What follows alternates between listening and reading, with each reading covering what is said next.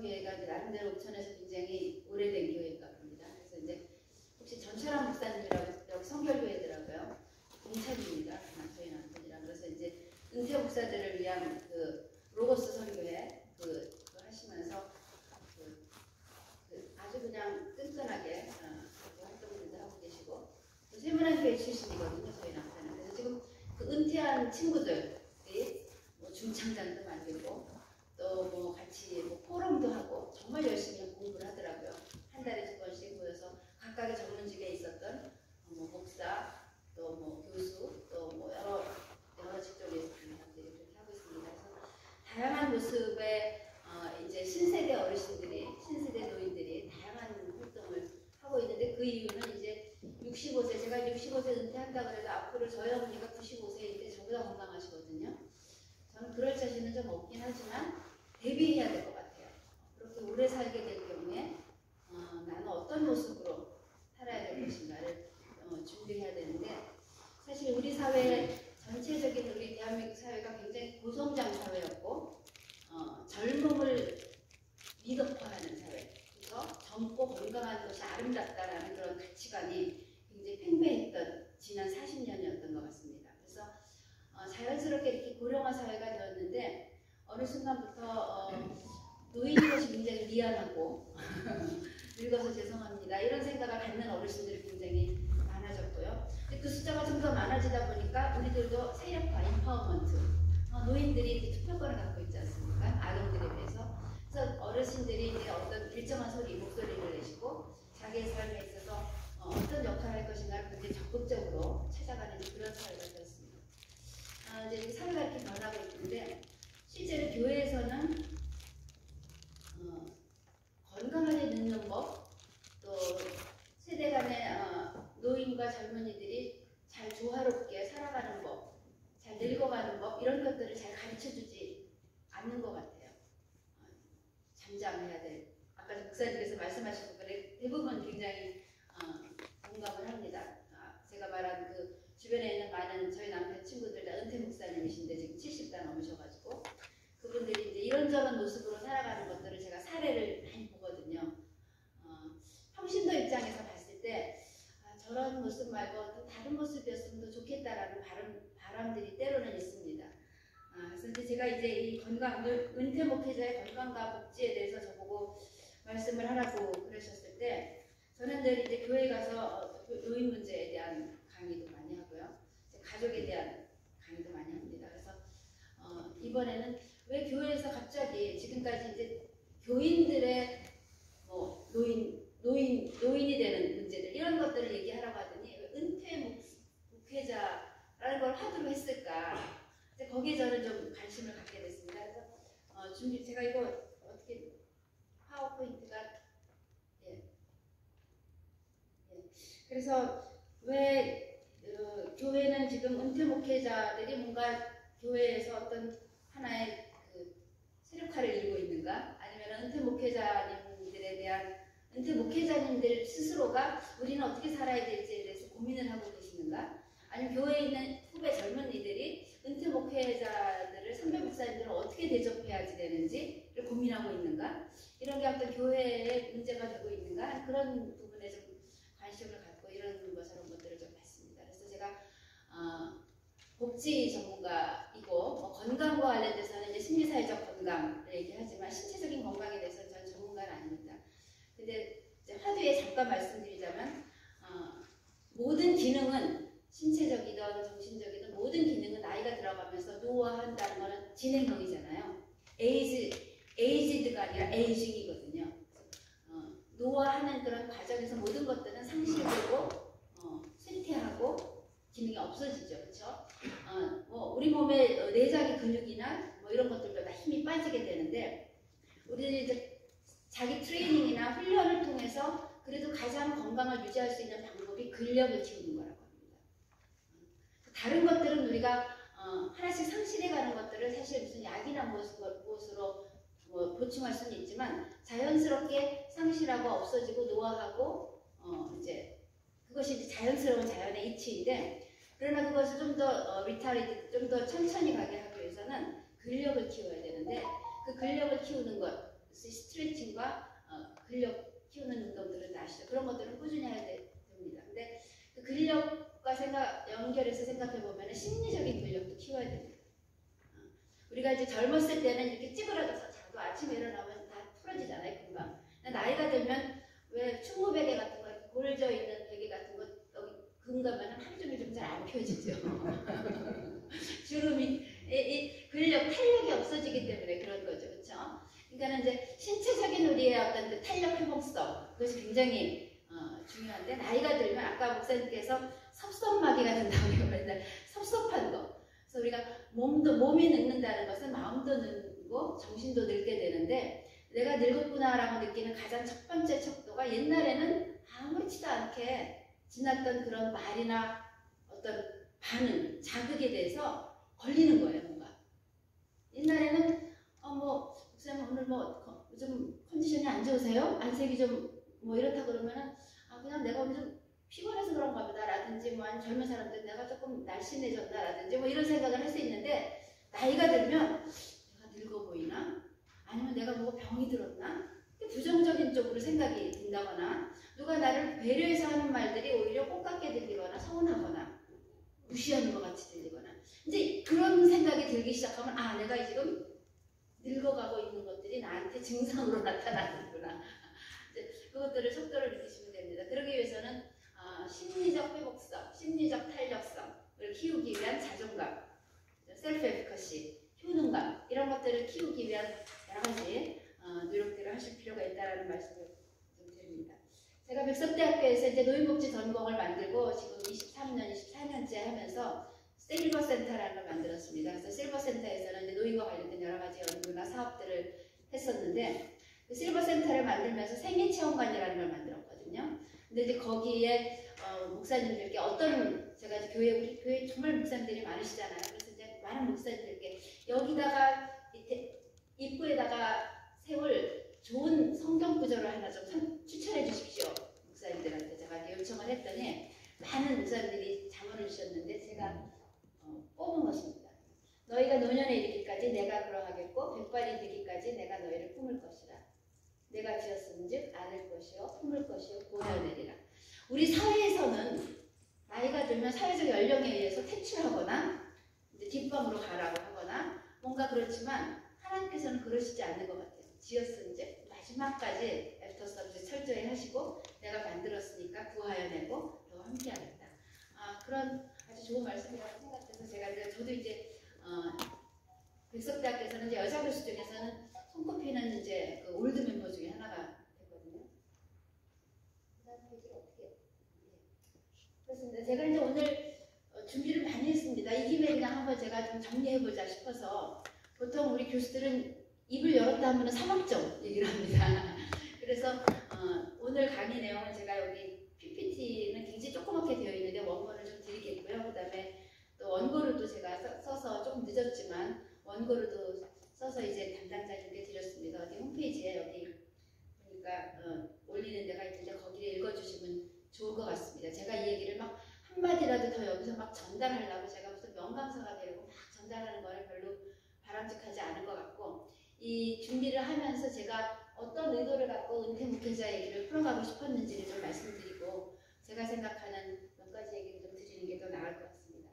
첫 번째 저는 이제 우리 사회가 굉장히 울리 히백이라는 그 철학자들이 얘기하기에는 굉장히 신사회적 위험사회다라고 얘기하고 있고 우리 사회가 이제 위험사회가 되고 있다는 얘기를 좀 하고 싶고요. 그 위험사회 중에서 가장 커다란 요인 중에 하나가 고령화입니다.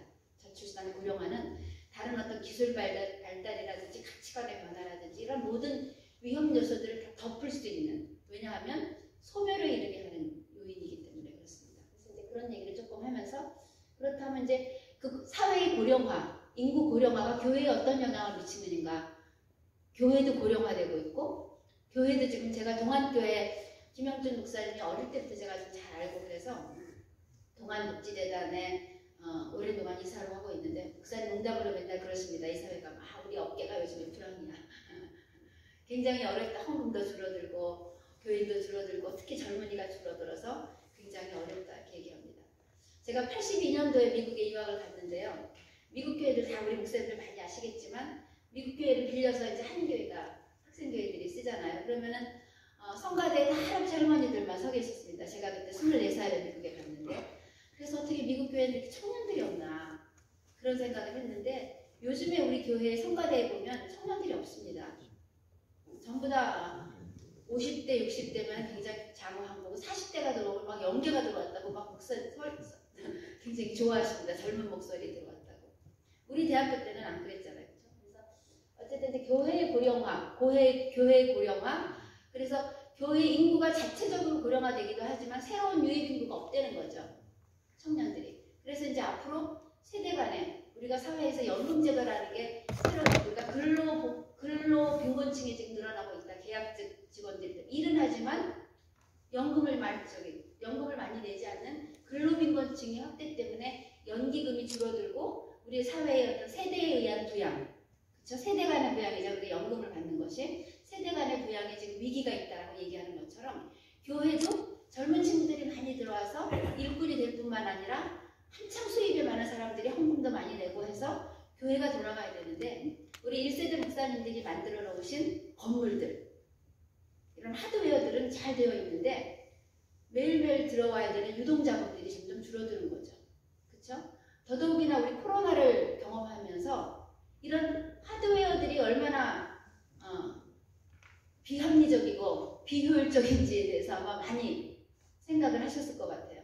제 친구들, 제 선배들, 언니들 교회에서 정말 너무너무 열심히 일하는 권사님들인데 자기 없으면 교회가 무너지는 줄 알고 살았던 사람들이 대부분이에요. 그런데 2년 동안 교회를 좀 안 나가보고 셀 모임도 좀 제대로 안 하고 그래 보니까 혜경아, 나 교회에 내가 왜 그렇게 열심히 나갔나 모르겠어. 그런 사람들이 많아요. 내가 그렇게 교회 열심히 나가서 봉사하고 일 안 해도 내 신앙이 별로 약해진 것 같지 않아. 오히려 더 목사님들보다도 여러 좋은 말씀들을 많이 다양하게 들어서 더 내가 풍성해진 것 같아. 지식도 더 많아지고 내가 더 마음의 폭도 넓어진 것 같아. 내가 옛날에 왜 그렇게 살았나 몰라. 이렇게 후회를 하더라고요. 지금 사회가 이렇게 바뀌고 있는 거 아시죠? 이제 그런 것들이 우리로 하여금 은퇴 목회자들, 교회에서 고령화되어 가는 문제들에 대해서 조금 더 다른 시각으로 봐야 되는 것이 아닌가라는 생각을 하게 되었습니다. 그래서 그런 얘기들을 좀 나누고 싶었습니다. 현대사회는 위험사회다. 넘어가겠습니다. 왜 위험사회냐 하면 현대사회 위험은 우리가 지금까지 고령화, 인구가 줄어든다든지 이런 것들을 생각해보지 않았잖아요. 그렇죠? 그래서 지금까지 경험해보지 않은 위험들입니다. 그래서 대전환의 시기라고 얘기하는데 특히 고령화, 가치관의 변화, 기술의 변화 이런 여러 가지 것들인데 이 위험의 속도와 방향입니다. 위험의 속도와 방향이 우리가 생각하지 않은 그런 쪽으로 굉장히 과감하게 가고 있다는 거죠. 그래서 이제 환경 문제 같은 거 우리가 이전에는 생각해보지 않았던 것들이고요.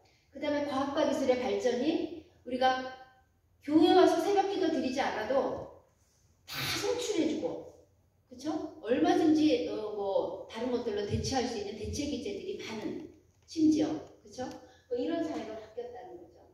그 다음에 우리 친구들은 나쁜 놈이 나뿐인 사람, 나뿐인 놈이래요. 나쁜 놈.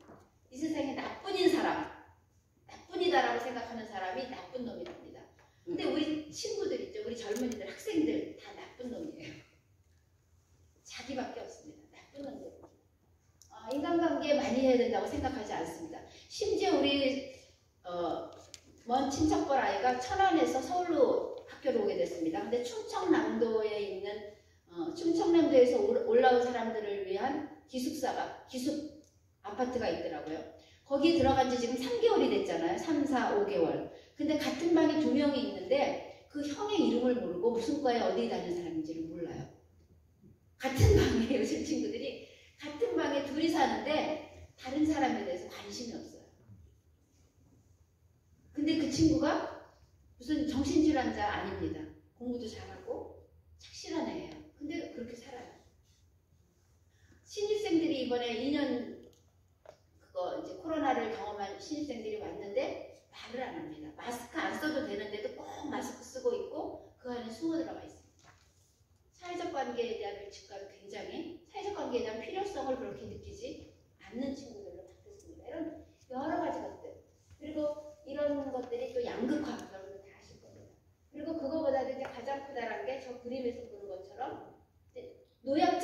아니라 연소자석으로 바뀌어야 되는 그런 상황으로 지금 바뀌고 있다라는 그런 저런 것들입니다. 그래서 이제 호모 100 시대가 되고 있다라고 얘기하고 이건 여러분들 다 아실 겁니다.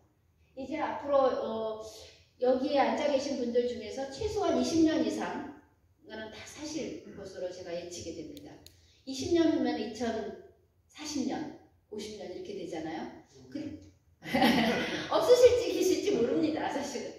지금 저희 친척분 되는 할머니도 100세 됐을 때 요양원에 계시는 분을 이제 오늘 내일 돌아가시니까 내가 집에서 엄마를 모셔야 돼. 그리고 우리 이모가 모셔왔는데 108세인데 살고 계세요. 너무 지겹다고 그러세요. 야, 너무 지겨워 내가. 왜 이렇게. 그래도 죽고 싶다고는 안 그러세요. 좀 지겹다. 재밌고 싶다. 이렇게 얘기하시죠. 어쨌든 언제까지 살 수 있을지는 하나님만이 아시는데 언제까지 사는지에 대한 훈련이 그렇게 오래 사는 사람들을 우리가 보지를 못했잖아요. 주변에서. 그런 훈련을 성경에서 뭐 노아나 먹고 성경에서 본 사람들과 같이 우리가 오래 살면 어떻게 합니까? 이제 그런 세계로 바뀌고 있고 이제 이런 것들이 세계 어느 곳에서도 유래를 찾아볼 수 없다는 게 또 우리가 경험해보지 못한 사회라는 겁니다. 세계 어느 곳에서 지금 저 빨간 줄들이 다 우리나라인데 세계 평균보다도 빨간 줄 굉장히 높죠? 그 다음에 출산율도 엄청 낮죠? 인구 줄어드는 율도 굉장히 낮습니다. 일본 같은 경우에 지금 부동산 우리가 지금 서울에 제가 대치동 여기 청실아파트 출신인데 백석대학교에 오는 사람은 천안에 살아야 된다고 사업자님 규제업이 그래가지고 제가 대치동 집을 팔아가지고 정비요금 딱 해놓고 천안으로 내려갔거든요. 어떻게 됐는지 아시죠? 제가 20년, 24년 동안 백석대학교에서 일하지 않고 돈 안 벌고 청실아파트 그냥 가지고만 있었어도 제가 지금보다 부자였을 것 같아요. 그런 성실감을 갖고 있는 그런 격동의 사회에서 지금 우리가 살고 있습니다. 내가 열심히 일한 적밖에 없는데 학교에서 하라는 규칙을 따박따박 범생이로 지키고 그렇게 한 적밖에 없는데 내가 노후에 서울에 고향 여기 대치동 저는 효자동 승동교회 출신이고요. 대치동에서 살던 사람이 결혼해서 유학 갔다 와가지고 지방으로 내려가서 직장을 갖게 된 건데 고향에 못 올라와요. 우리 집을 팔아도 전세도 못 와요. 그러니까는 고향으로 돌아갈 수 없는 신세. 뭐 이런 여러 가지 문제들이 많습니다. 근데 이런 것들이 빨간 것들이 다 아마 아실 거예요. 소면. 우리가 상상으로만 그런데 아마 일본에 가신 분들 텅텅 빈 집들 그렇죠? 지금 지방에는 심각합니다. 초등학교들 다 비어 있어요. 그렇죠? 이런 사회로 바뀌고 있는데 이런 것들이 그럼 개인의 노년기가 길어지는 것도 문제지만 그래서 그럼 내가 늘어지는데 내가 나이가 들어서 혼자 살다 아프면 어떡하지? 내가 오랫동안 살 텐데 내가 충분히 살 수 있는 돈은 있나? 또 누구랑 살지? 누구한테 내가 도움을 요청하지? 또 뭐하고 살지? 뭐 이런 것들이 이제 개인적인 문제잖아요. 그러면 젊은 사람들은 저런 노인들을 어떻게 부양하지? 그쵸? 그 다음에 저 사람들하고 얘기 안 통하는데 어떻게 그냥 의무방어전으로만 있어 어떻게 해야 되겠지? 또 욕구를 어떻게 충족시키지? 사회적으로나 개인적으로 또 어떻게 일을 하게 하지? 뭐 이런 것들이 지금 다 엉켜있는 문제가 우리 사회의 문제다라는 건데 그와 더불어서 교회도 엄청나게 고령화되는데 문제는 교회의 고령화는 우리 사회의 고령화보다 더 빠르다는 거예요. 훨씬 더 빠르게 진행되고 있어서 그것이 문제다라는 겁니다. 여러분들이 나중에 한번 보시고요. 더더욱이나 그 고령화되고 뭐 이런데 교회가 그래도 사회에서 지친 사람들이 교회 오면 안식이 있어.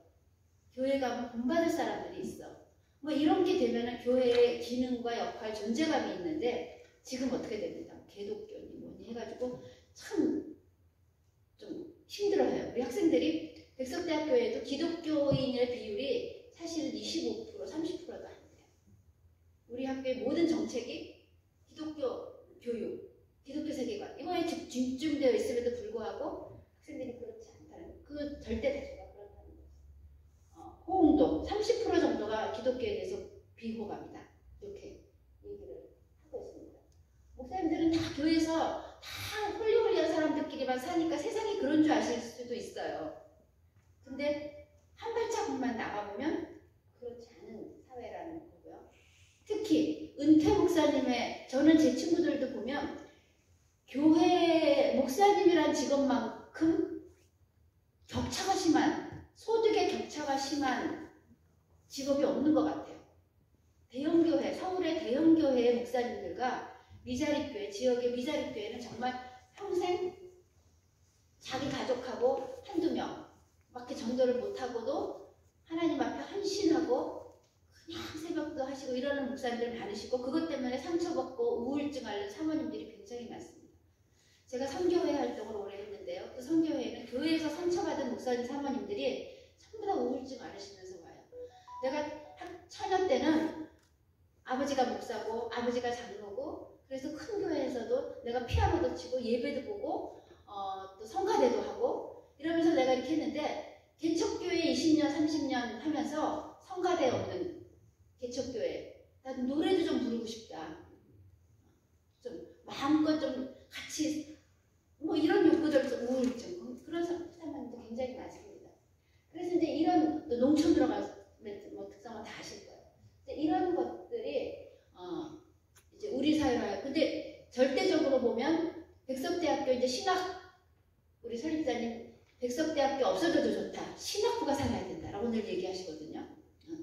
기독교적인 기반, 이거 없으면 백석대학교 아무리 잘 돼도 소용없다라고 늘 우리 저기 교직원 뭐 임원들 회의할 때 그런 말씀 하셔가지고, 그럼 우리는 뭐야 막 이러는 이런 불만들도 있는데, 어쨌든 그런데도 불구하고 안 와요, 신학과에. 그래서 심지어 올해는 기독교 상담학과에 기독교자를 뺐어요. 근데 목사님들이 기독교 상담학과의 교수님들, 목사님 교수님들, 그 기독교 목사님들이 뭐라고 하시냐면, 기독교자 때문에 상담학과를 졸업해도 취업이 안 되니까 기독교자를 빼달라고. 아이러니컬하죠. 이런 상황이 우리의 지금 현재 기독교, 제가 모태신앙인데 평생 지금 63년 동안을 기독교라는 울타리에서 전부 다 기독교 교인들 친구들이랑 뭐 이렇게 살아가면서 했었는데, 한 발자국 나가니까 그런 사회가 되어서 탈종교화 시대, 종교가 굳이 필요하냐 이런 사회가 되고 있다라는 겁니다. 은퇴 목회자에 대해서 지금 앞선 목사님께서 잘 본인의 이제 경험으로 너무나 생생하게 말씀해 주셔서 제가 말씀드릴 건 없는데, 가장 중요한 거는 저는 목사님이 근로자입니까? 직업인입니까? 목사님들이 근로자이고 고용노동법에 의해서 근로자이고 직업인이면 세금을 내셔야 되잖아요. 근데 근로자가 아니기 때문에 근로자의 날에 안 놓으시잖아요. 근로자가 아니라는 게 어떤 개념이냐면, 우리는 하나님의 소명을 받고 헌신하는, 소명을 받은 자, 내가 무슨 노동을 하는 사람이 아니다, 이제 이렇게 얘기하고 계시기 때문에 목회자들의 임금 받는 사례비에 이제 과세 문제가 2013년부터 이제 있어서 지금 이제 여러 가지 과정 중에 있어서 이제 뭐 되고 있지만, 그런 문제들이 대부분의 미자립교회, 대부분의 목사님은 과세를 해도 전부 다 미과세에 수입이 적으세요. 목사님들이 대부분의 90%, 전체 우리나라의 목사님들의 90% 이상은 소득을 다 신고해도 국가에서 세금 이런 돈 내지 말고 오히려 보조금 받으십시오라고 하는 분들인데, 겁낼 필요가 없거든요. 그런데 그걸 안 내기 때문에 오히려 공적 사회보장 제도에서 배제되어 있는 거죠. 연금이나 이런 것들을 안 냈기 때문에. 이제 그런 문제들에 대해서 위에서부터 아래로의 어떤 그런 깨어짐, 이런 것들이 있어야 되지 않을까라고 생각을 합니다. 어쨌든 은퇴 목회자라고 해서 따로 은퇴 목회자는 다른 어떤 다른 존재가 아니라 노인이 된 목회자이잖아요. 그럼 노인의 특성과 목회자의 특성, 그쵸? 예, 어떤 노인으로서의 어떤 장점 있죠, 분명히. 저는 옛날에 어려서부터 구역장 이런 거 하면서 나 빨리 나이 들었으면 좋겠다 굉장히 희망했던 사람이어서 말빨 좀 있으려고. 저 김혜경이가 뭐 가르치는 은사가 있는 것 같은데, 가르치는 은사가 있어서 말은 잘하는데 너무 어린 게 말하니까 좀 밥그릇수가 좀 해결해주는 여러 가지 그 지혜가 있잖아요. 나는 빨리 좀 나이가 들고 싶었는데 정말 빨리 나이가 들어요. 근데 어쨌든 그 노인에 대한 정체감, 이런 것들, 또 노인에 대해서 좋은 점들, 아까 어깨가 가벼워지고, 그쵸? 또 통찰적, 어떤 인사이트, 통찰력이 생기시잖아요. 그쵸? 잊어버리기는 자주 잃어버리지만 전체적인 것들을 조망하실 수 있는 어떤 그런 통찰력, 이런 것들은 젊은 사람들이 따라가지 못해요. 사실은. 이제 그런 것들로 잔소리가 아닌 툭 치면서 목회의 방향을 잡아주는 어떤 모퉁이 동력 역할, 이런 것들이 저는 원로 목사님들의 역할이라고 생각을 합니다. 잔소리뿐이 아니라 툭툭 해주시는 그런 역할. 이제 어쨌든 그래서 이제 노년에 대한 관점들, 그래서 은퇴 목회자님들에게 제가 이제 이런 얘기를 이제 좀 넘어가면, 은퇴 목회자님들은 내가 노인이라는 정체감보다는 목회자라는 정체감이 더 강해요. 그렇죠? 그래서 공적 사회, 공적 공간에서의 목회자로서의 정체감과 사적 공간에서 생활인, 기독교 생활인으로서의 정체감 간의 어떤 괴리가 좀 있으신 것 같아요. 그래서 그 괴리감이 크신 목사님일수록 사모님의 사랑을 덜 받으시더라고요.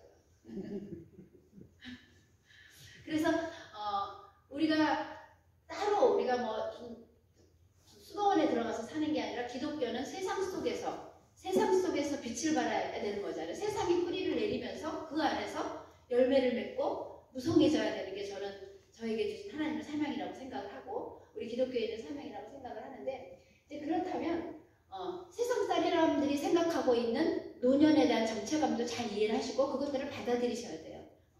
그런데 이제 그 부분에 대해서는 자꾸만 좀 거부하시고 이런 부분들이 좀 문제가 아닌가라고 생각을 합니다.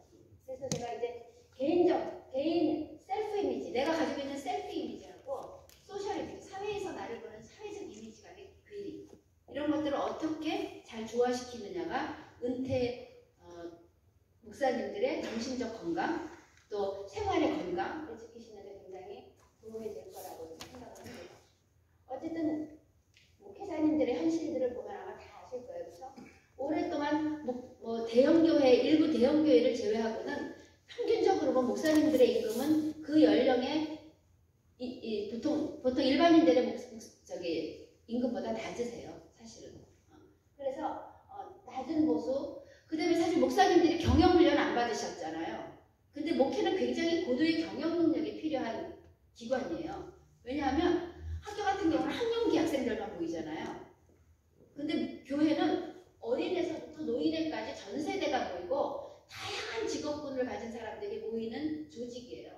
이런 대형 조직을 운영하기에는 고도의 전문 경영 능력이 필요해요. 근데 경영 능력 안 배우고 믿음 경영 뭐라고 해야 됩니까? 그냥 막 주먹구구식, 아니면은 그냥 그걸 세상 사람들은 주먹구구식이라고, 우리 목사님들은 주먹구구 절대, 하나님의 법칙에 따라서 믿음 경영만 하시다 보니까 굉장히 힘드셨을 거예요. 그럼에도 불구하고 무릎이 닳도록, 허리병이가 좀 더 관절염이 생기시도록 새벽기도로 철야기도를 하시면서 교회를 지키신 분들이 지금 1세대 목사님들이시라고 저는 생각을 해요. 이제 그럼에도 불구하고 이제 그분들이 불확실한 미래, 근데 1세대 목사님들은 이렇게 하면, 우리 선배 목사님들처럼 자기네들이, 우리 세대가 지금 젊은 낀 세대라고 얘기했잖아요. 우리는 자녀들에 의해서 부양을 못 받고 부모님에 대해서는 부양을 해야 되는 낀 세대인데, 지금 이제 목사님들, 여기 계신 목사님들도 아까 선배 목사님들은 극진히 대접하실 거예요 아마.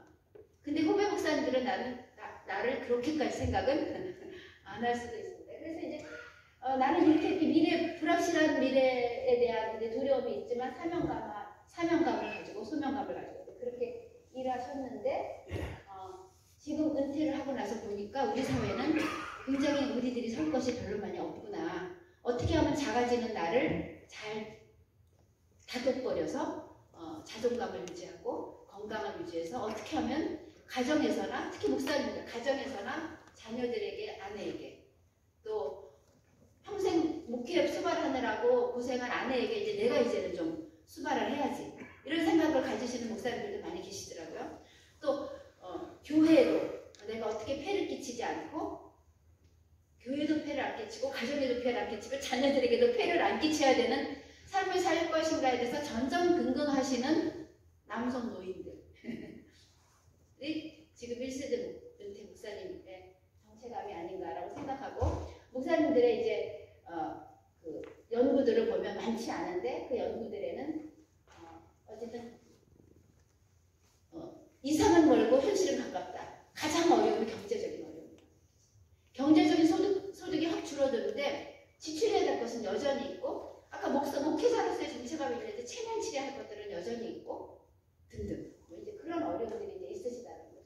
그래서 제가 또 시간이 너무 많이 갔는데 어쨌든 제가 말씀드리고 싶은 것은 또 이거 재밌는 연구도 있어요. 목사님들이 많은 경우 이제 10년기 은퇴자 목회자 생활 경험에 대한 연구를 보면은 많은 목사님들이 은퇴 과정, 은퇴 후 초기 과정 여기에서 처음에는 굉장히 미룰 관계에 있으세요. 처음에 아까 1년 동안 굉장히 행복하시다고 그랬죠. 처음에 미룰 과정을 겪으시다가 현실 인식을 하시고 굉장히 힘들어하시는 관계를 지나시면서 이제 일상 회복을 하고 재조정을 하면서 이제 조망을 하게 되는 이런 관계들을 일반 노인들이나 은퇴 목사님들이나 다 같이 하게 되는데 가장 생활인으로서의 가장 다른 점은 아까 말한 목회자로서의 정체감과 생활인으로서의 정체감의 괴리를 어떻게 조율하시느냐가 가장 문제입니다. 은퇴 목회자님들의 이제 현실은 아까 말씀드린 대로 이제 굉장히 자기들에 대해서 양면성을 가지고 있으시고요. 영적 세계를 추구함과 동시에 나는 세상을 살아가는 존재다라는 것에 대한 그런 이율배반적인 것들을 받아들이시기가 굉장히 어려우신 부분들이 있고요. 또 대부분의 은퇴 목회자 여기 계신 분들은 아니실 것 같긴 하지만 전문직은 대부분의 보수 체계가 비슷하잖아요. 근데 전문직이에요. 목회자는. 확실히 전문직인데도 불구하고 보수 체계가 굉장히 달라요.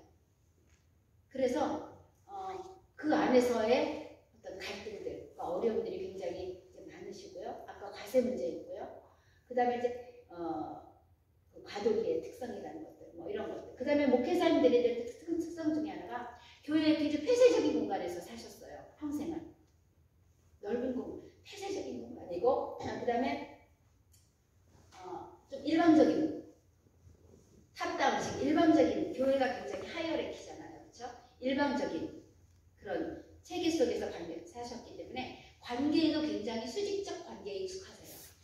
수평적인 관계를 지향을 하시는데 이론적으로 머리로는 수평적인 관계가 있을 때 굉장히 당황하세요.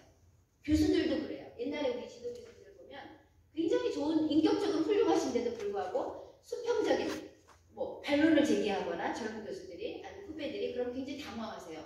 그리고 서운해하세요.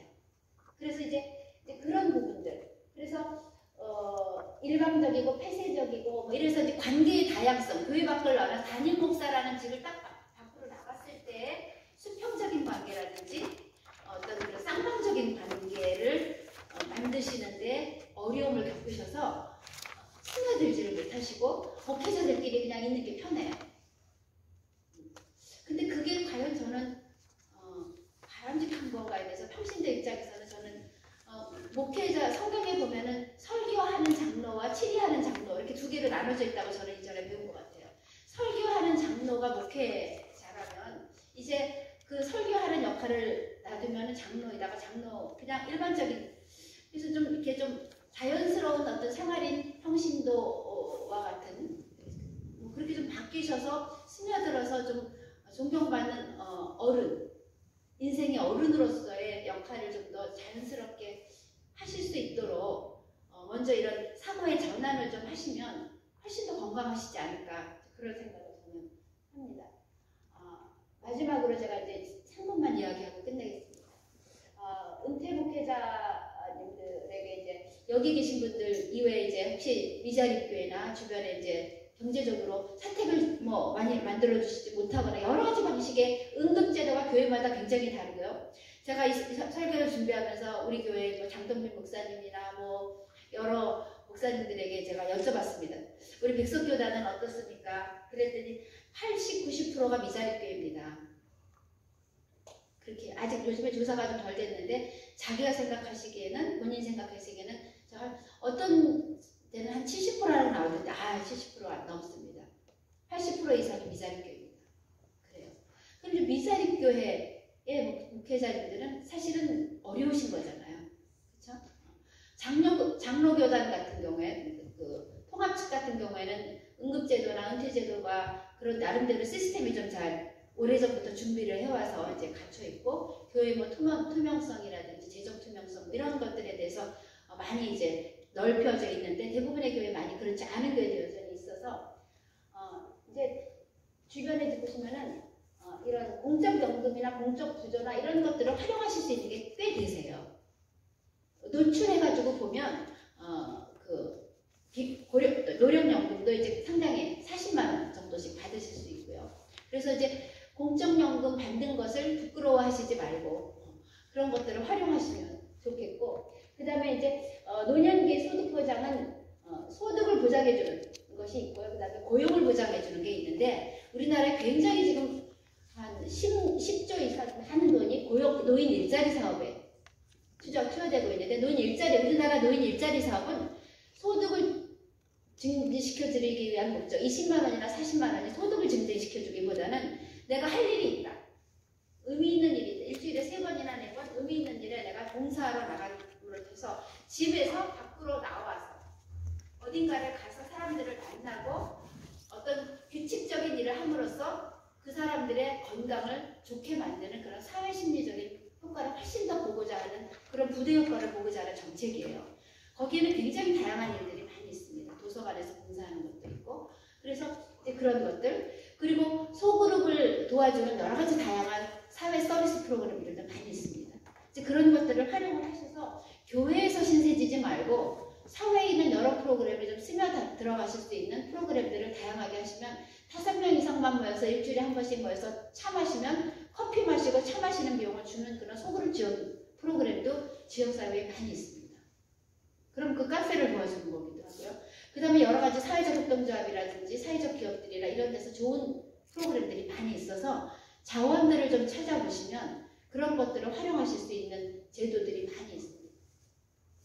건강보장 그렇고요. 이제는 노인 맞춤형 돌봄 서비스들도 많이 있으니까, 혹시 후배 교수님들 중에 아까 미자립교회에 가서 차 가지고 다니면서 세탁해 굉장히 좋은 창의적인 방식으로 사랑받는 노인이 되기 위해서 노력하실 필요가 있습니다. 그래서 제가 좋아하는 말입니다.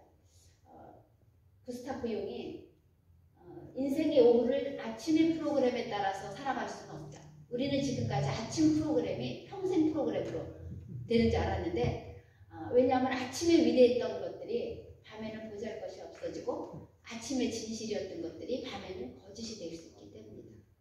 모든 것들이 변한다는 거죠. 내가 절대적인 건 하나님의 사랑, 절대적이죠. 그렇죠? 그런데 이 세상의 모든 것들은 과정이고 변화하고 지나가는 것들이라고 생각합니다. 거기에 우리가 파도를 탈 때 가장 바닷가에서 우리가 넘어지지 않고 있으려면 어떻게 해야 됩니까? 내가 막 이렇게 버티고 있는다고 그 바닷가에서 파도 타기 할 때 우리가 무슨 수평적인 막대 나무 의자에 뭐죠 그거? 튜브에 올라가서 내가 힘을 쓴다고 내가 서 있지 않습니다. 파도를 타서 파도가 되면 이렇게 유연성 있게 움직여야지 튜브에서 떨어지지 않거든요. 그래서 아침에 내가 진실이라고 믿었던 것들이 지금 이 변화하는 이 파도에 따라서 어떻게 기본적인 가치를 거스리지 않는 범위 내에서 어떻게 내가 여기에 융통성 있고 유연하게 적응하느냐를 배워야 된다라고 저는 생각을 합니다. 그리고 아까 마지막 다리에 서서 삶과 죽음의 새로운 의미를 부여하고 자신을 잘 알고 매우 사랑하며 자신을 포기할 준비가 되어 있는 자들. 자신을 포기하는 준비가 되어 있는 사람만큼 무서운 사람이 없잖아요. 그 사람만큼 당당한 사람이 없습니다. 뭘 잃어버릴까봐 전전긍긍하는 사람이 가장 비굴한 사람이고요. 그런 것들을 근데 저는 기독교인들이 참 비굴한 걸 많이 봅니다. 하나님 안에 모든 것들이 굉장히 이율배반적인 것들이 많거든요. 그래서 어쨌든 저는 제가 여기다가 썼는데, 제가 꿈꾸는 교회, 그 다음에 우리 사회는 이런 우리 목사님, 은퇴하신 목사님들이 가지고 계셨던 그 너무너무 좋은 그런 평생의 어떤 지향하시던 바들, 이런 것들을 그대로 지향하시되 해야 되고, 그다음에 세상에 이런 것들을 세상으로 이제 밖으로 이제 전파해야 돼. 교회의 법칙이 세상으로 나가야 되는데, 교회는 세상의 법칙이 교회로 들어와가지고 교회가 두려워서 떨고 있는 그런 모습들을 많이 보거든요. 그렇지 않았으면 좋겠다. 그리고 제가 꿈꾸는 교회는 태어나서 성장하고 죽음까지도 다 포용하는 교회예요. 그래서 잘 태어나고 잘 성장하고 잘 늙고, 사실은 저는 늘 얘기하기를 노인교육할 때 인간은 죽으려고 사는 거거든요. 태어나는 순간 우리는 죽음을 향해서 다가가고요. 100% 죽어요. 늙어가려고 사는 겁니다. 근데 어느 순간까지는 성장이라고 얘기하고 어느 순간부터 우리가 늙는다고 얘기하는 거죠. 근데 그렇다면 우리는 잘 죽고 잘 늙어야 되는 거거든요. 잘 죽고 잘 늙으려면 어떻게 해야 되죠? 뭐 이런 것들이 필요합니다. 그래서 저렇게 선한 공동체여야 되고 마음 놓고 늙을 수 있는 곳이어야 되고 세상 법칙과는 다른 하나님의 법칙이 있어야 되고 의미 있게 끝까지 어떤 방식으로든지 쓰임 아까 모퉁이돌 저희 어머니가 95세인 저희 어머니가 저한테 늘 하시는 말씀 너는 나를 딛고 나가라 이렇게 얘기하시거든요. 저는 우리 아이들과 나를 딛고 나갔으면 좋겠다. 우리 학생들도 너네들은 선생님이 딛고 나가라 이렇게 얘기합니다. 그래서 끝까지 제가 의미 있게 디딤돌이 되는 이제 그런 존재. 그리고 교회는 노년기를 준비시키는 곳. 그래서 노인 준비학교, 노년기 잘 늙는 법 이런 것들을 가르치는 곳이었으면 좋겠고 그래서 은퇴 노인자가 갑자기 노인이 하늘에서 뚝 떨어지는 게 아니라 젊은이가 노인이 되는 것이잖아요. 그런 것들이 교회 안에서 배울 수 있는 것. 그래서 하나님의 선한 계획들을 노인들에 대한 하나님의 선한 기업들을 보여주는 것 이런 것이었으면 좋겠다라는 생각이 들고 우리 목사님들이 이미 너무너무 잘 하시는데 제가 어줍지 않게 이제 이런저런 얘기들을 했는데 시간이 좀 더 있으면 이런저런 얘기 좀 더 많이 목사님들과 나누고 싶은데 그 얘기를 못하고 이미 시간이 제가 한 40분 정도 강의를 한 것 같습니다.